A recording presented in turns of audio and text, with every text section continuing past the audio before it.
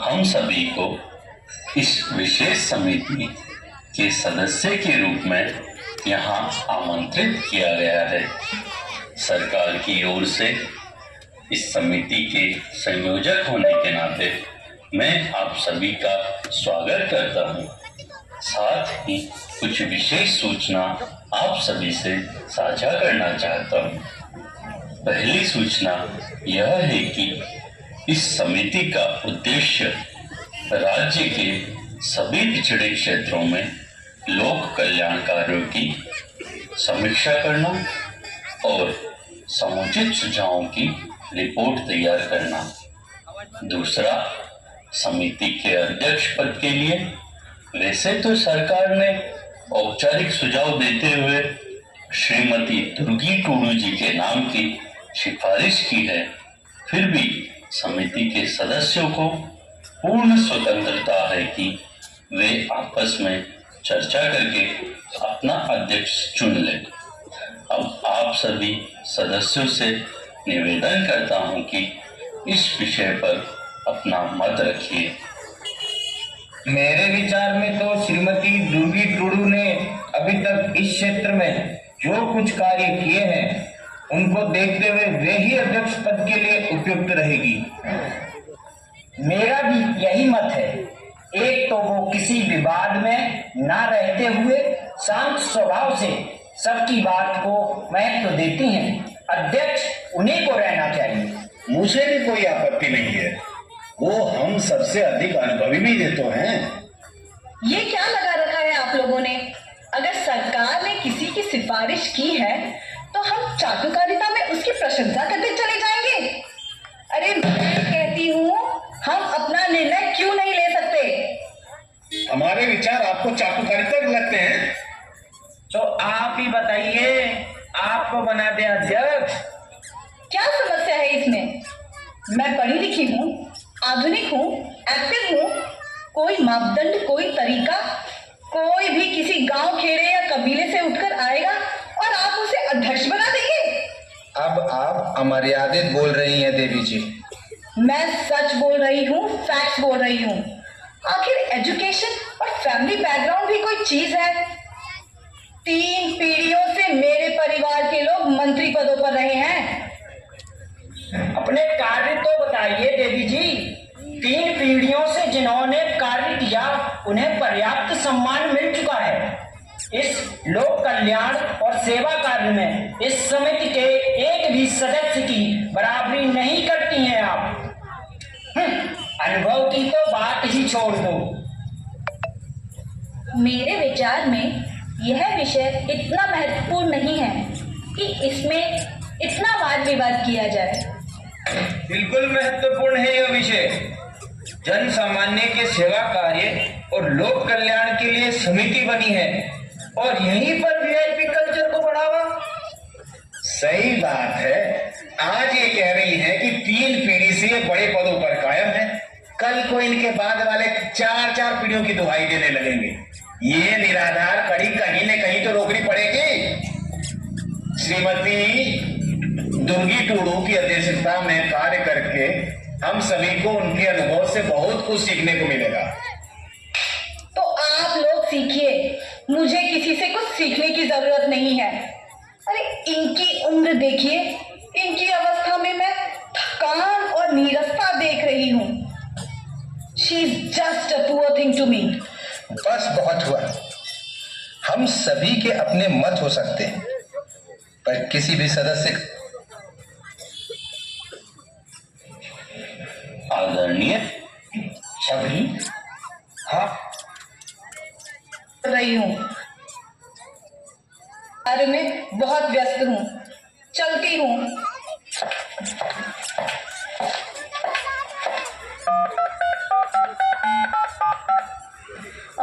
सुनो, वो जो हॉलिडे ट्रिप कैंसिल करने को कहा था ना, उसको रहने देना।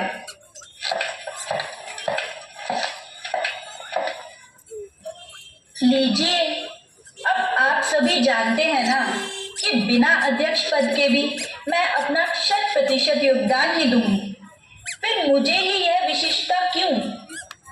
योगदान तो हम सभी 100% ही देंगे और काम हो ही जाएगा। पर आपको लगता है कि सिर्फ सुविधाएं उपलब्ध कराने से पिछड़े क्षेत्रों में सुधार हो जाएगा? नहीं, बिल्कुल नहीं। हमें कमजोर और पिछड़े लोगों का मनोबल भी बढ़ाना होगा। उन्हें विश्वास दिलाना होगा कि समाज के किसी भी वर्ग से कोई भी व्यक्ति अपने कार्य कौशल और विचारों के बल पे विशिष्ट हो सकता है। मैं इस बात से पूरी तरह सहमत हूँ। जो लोग बिना महत्वाकांक्षा के स्वाभाविक रूप से जन सेवा करते हैं, उनको समाज में विशिष्ट से विशिष्ट सम्मान देने की व्यवस्था होनी चाहिए। यही संदेश महर्षि मतंग और भगवान राम ने दिया था माता शबरी के माध्यम से। शबरी शबरी शबरी शबरी? हाँ, माता शबरी त्रेता युग की बात है।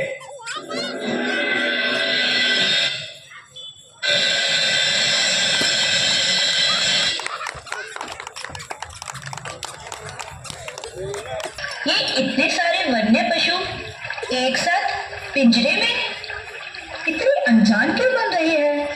तेरे ही विवाह के लिए तो ये व्यवस्था की गई है। मेरे विवाह के लिए?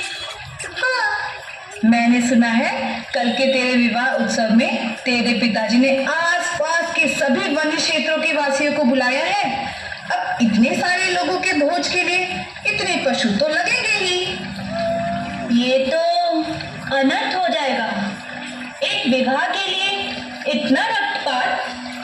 क्या कह रही है? हम वनवासियों के लिए पशुओं से पेट भरना तो सामान्य बात है। पेट भरना और बात है और उत्सव का आडंबर और बात। समस्त वन्य पशु पक्षी और पेड़ पौधे हमारे आश्रयदाता हैं। एक उत्सव के लिए इतना भीषण विनाश? मेरी बात सुन, कल तेरा विवाह है ना? इन व्यर्थ की बातों में क्यों उलझती है? भला तू अकेले इस विषय में कर भी क्या सकती है? मैं कर सकती हूँ। इतने सारे निर्दोष प्राणियों की अनावश्यक हत्या मैं नहीं होने दूंगी। तू करने क्या वादी है? तेरी बातों से मुझे विद्रोह का भान हो रहा है। अरे अंततः हमें इसी समाज में रहना है। तू अकेले पूरे समाज का विरोध कैसे सहेगी? ऐसे निर्दयी और निश्चल समाज का हिस्सा बनने से अच्छा है मैं वन के हिंसक पशुओं का आहार बन जाऊं। तू क्या कह रही है? तुझे मेरी शपथ है, यहाँ से चली जा, छोड़ दे मुझे अकेला। शबरी, शबरी, अपना ख्याल रखना। और इस प्रकार उस रात्रि शबरी ने सभी पशुओं को पिंजरों से स्वतंत्र कर दिया।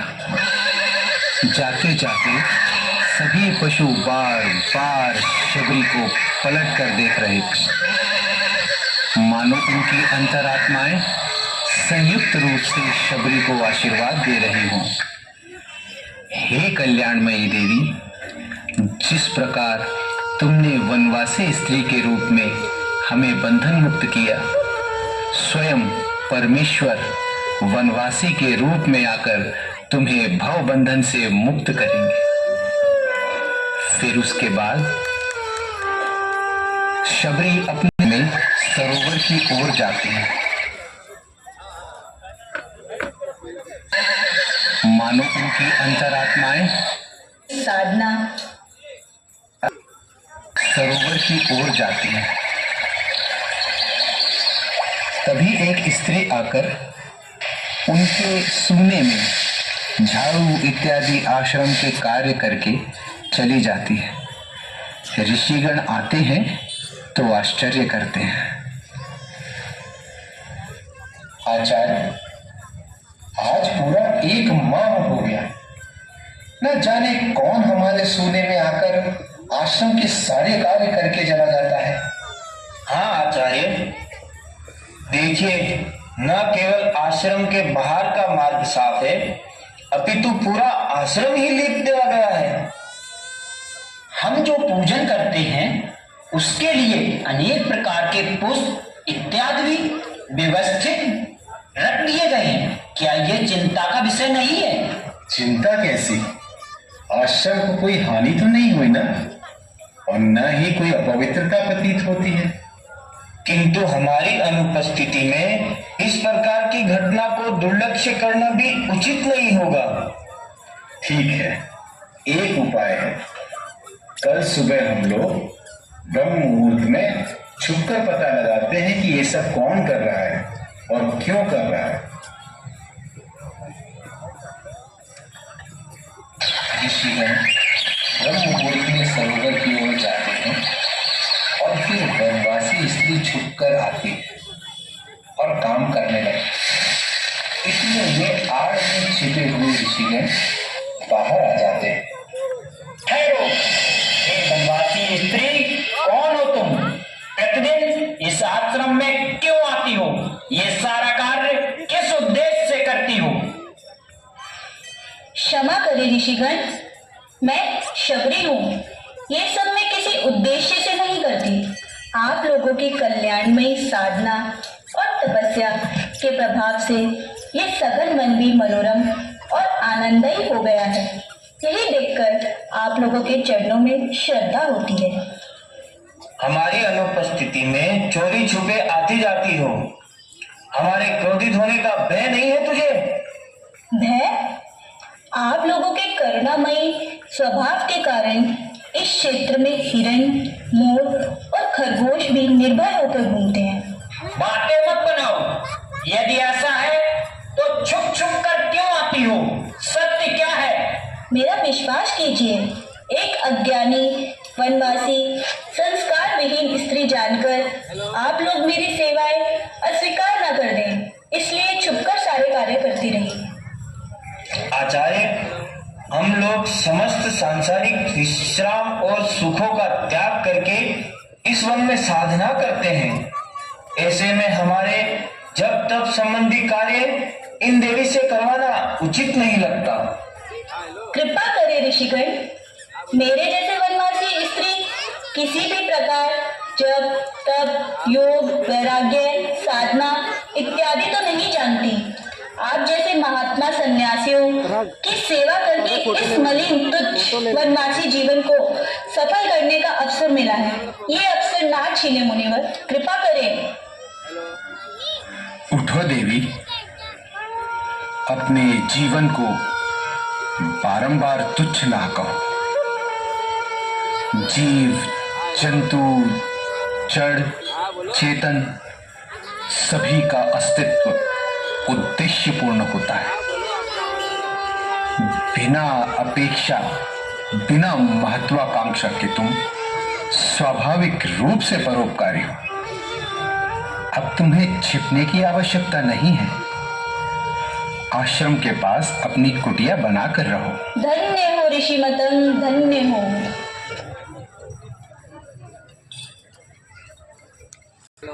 कुछ काल बाद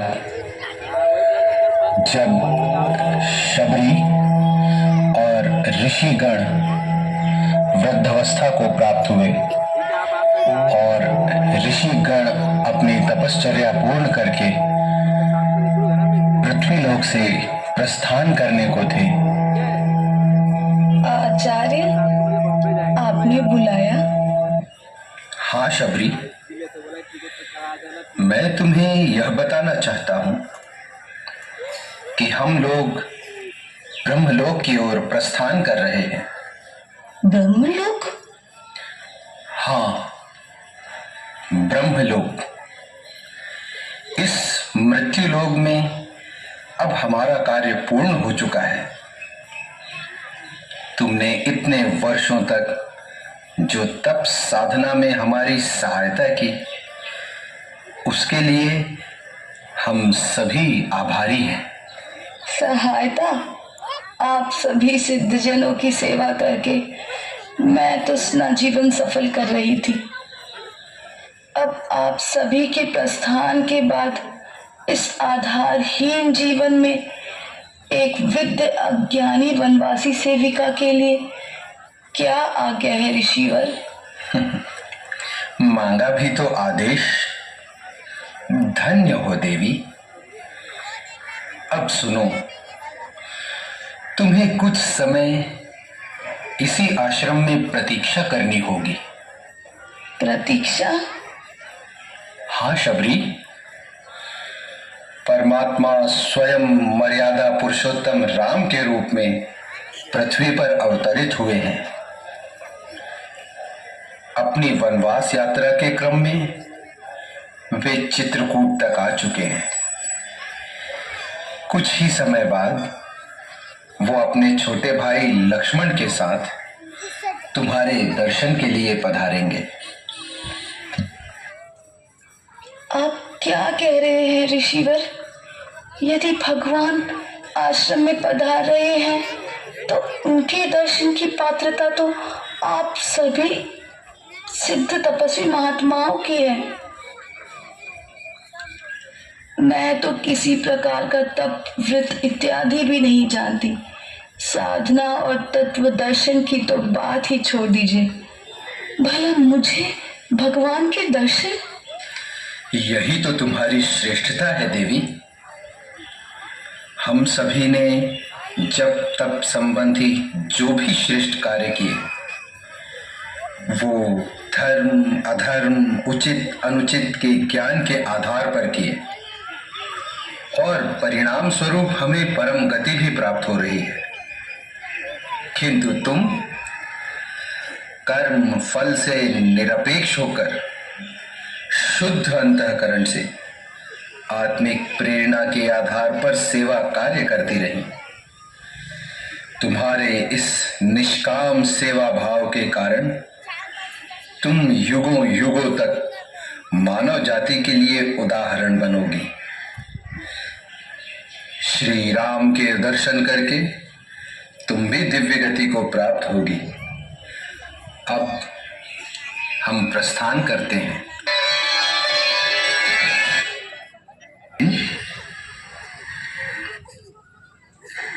हे राम, आज बड़ी देर हो गई आश्रम की सफाई में। आज ही राम पधार गए तो वन में भटकते हुए आएंगे। पीने का ताजा जल लेकर आती हूँ।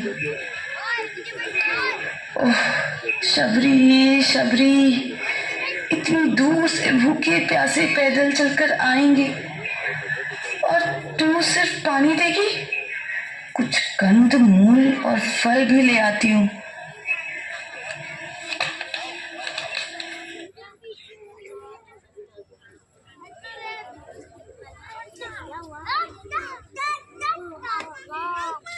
देवी शबरी, देवी शबरी। कौन? ये महाराज दशरथ के पुत्र राम और मैं इनका अनुज लक्ष्मण। राम, गुरुजनों का वचन सिद्ध हुआ। तुम्हारी भक्त वत्सलता प्रमाणित हुई। राम, आओ आओ ना राम, बैठो। बहुत थक गए होगे ना, पानी पी लो। तुम्हारी प्रतीक्षा में मैं रोज तुम्हारे स्वागत की तैयारी करती थी। देखो ना, आज मैं तुम्हारे लिए वन से मीठे बेर लाई हूँ।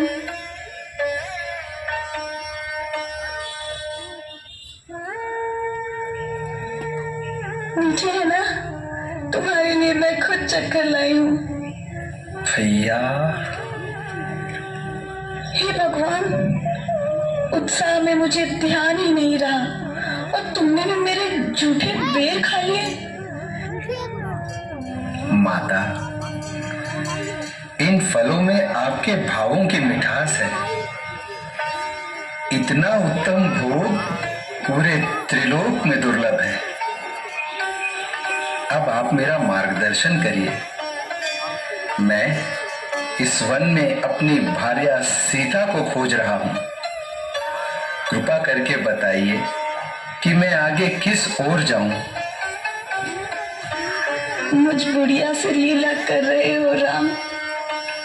सर्वज्ञ सर्वेश्वर पर ब्रह्म पुरुषोत्तम केवल मेरा उद्धार करने के लिए अज्ञानी मनुष्य के भांति मुझसे मार्ग पूछ रहे हो? मुझ जैसी वनवासी स्त्री जब तब से हीन, शुभ आचरण से हीन, ज्ञान वैराग्य से रहित एक तुच्छ सेविका को दर्शन देने वाले राम, तुम्हें मेरा बारंबार प्रणाम। माता शबरी, आपकी महानता सृष्टि में अद्वितीय है।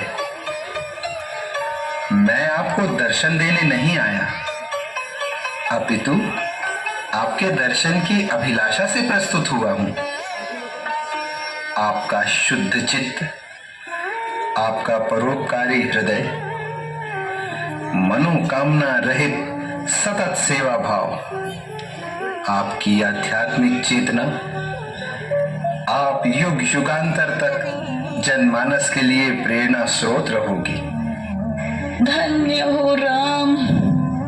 अब आप ऋषिमुख पर्वत की ओर जाइए, वहां वानर श्रेष्ठ सुग्रीव से मित्रता कीजिए, वही सीता की खोज करवाएंगे। फिर आप अपनी समस्त लीलाओं पूर्ण करिएगा। मेरे गुरु महर्षि मतंग के वचन अनुसार अब मेरा जीवन उद्देश्य पूर्ण हुआ। अब मुझे आज्ञा दे दो राम। ठीक है, ऑडियंस को